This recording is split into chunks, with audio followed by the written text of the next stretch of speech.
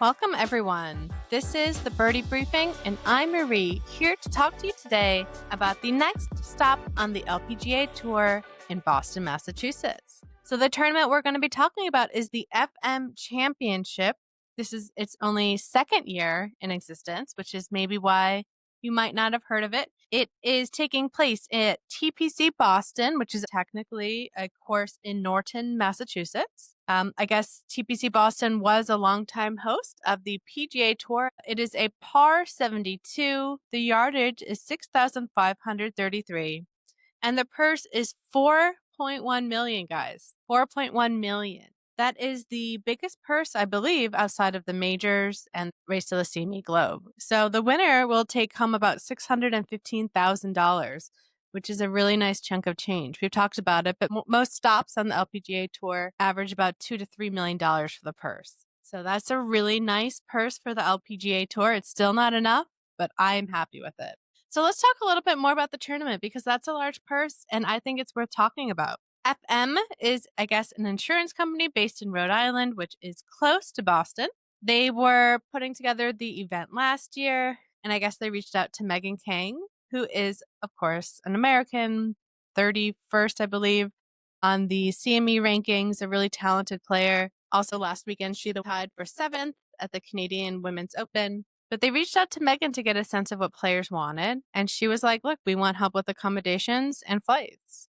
And I guess they listened because they said they wanted to make this a fixture on the schedule. They wanted the players to show up. They wanted the players to want to come. And they did that. So not only do players get free accommodation, and just for the record, none of this is standard for the LPGA Tour.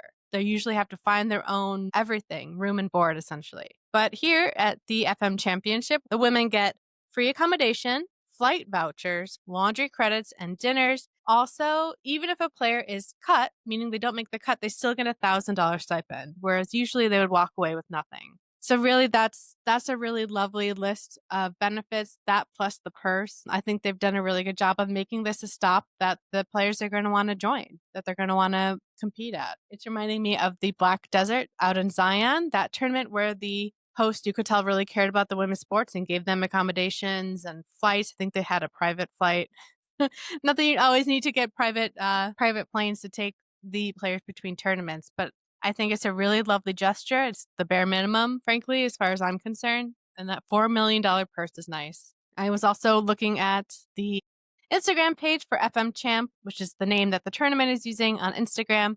They had the women, some of the players, at the Patriots Stadium. I'm sorry, I don't know the name. I'm a Packers fan, not a Patriots fan. But they had the mascot, the pictures of him proposing to Megha Ganne.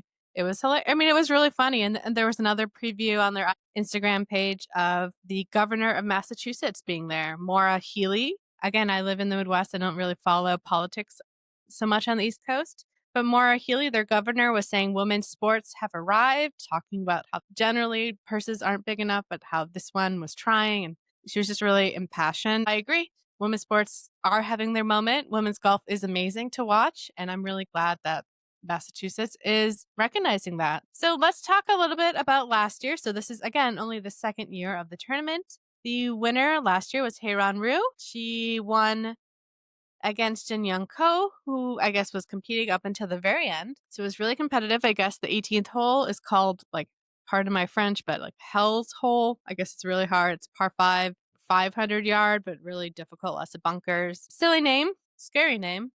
Should be interesting to see how it plays. Let's see who's going to be there. And of the 2025 LPGA Tour winners, we have 23 different winners for 22 different events because, again, the numbers don't match because one event was a pairing. And of those 23 different winners, 21 are going to be at this tournament. So essentially everyone is going. So the FM Championship wanted women to want to go to this tournament, and they do because $4 million, that's a nice chunk of change, plus all the other perks. So let's talk a little bit. Let's first mention who won't be there because there's only 2 missing. So Lydia Ko will not be there, and neither will Hyuju Kim. So except for those 2, every other winner from this year will be there. Again, that raises the possibility that maybe we'll have our first repeat winner. I thought it might be last week because all of the past winners were there and all the top players. Brooke Henderson had other plans, and I loved everything about that tournament. So Brooke of course, as one of the past winners, she will be there at this tournament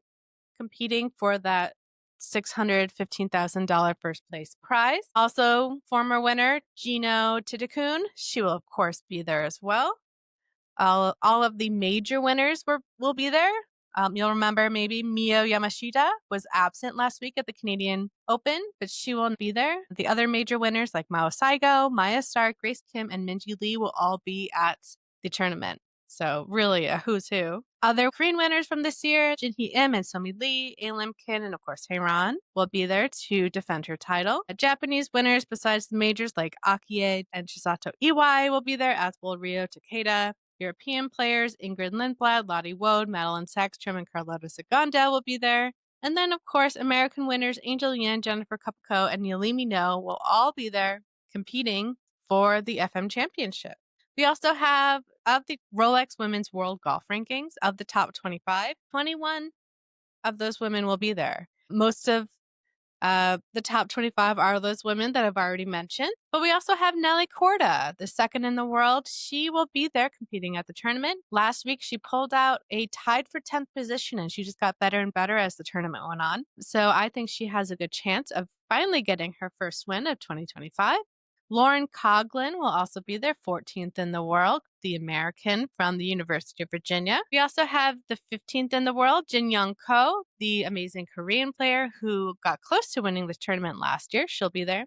We have Australian Hannah Green, who is 16th in the world. We also have 17th in the world, Arya Jutanagarn, the Thai woman who's one of my personal favorites. I think she has a win in her this year. She got really, really close a few times this year. She's had a lot of top 10 finishes. It is her time, my opinion. 19th in the world, Celine Boutier, the French woman. She will be there competing at the tournament. She's had some really great performances as of late.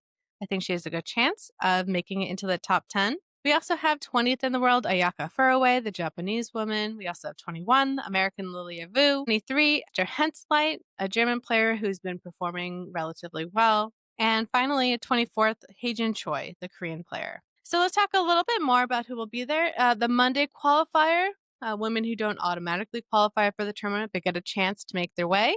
Gurleen Kaur, you may remember her, was, of course, the American whose rookie year was in 2024, currently 61 in the CMEs.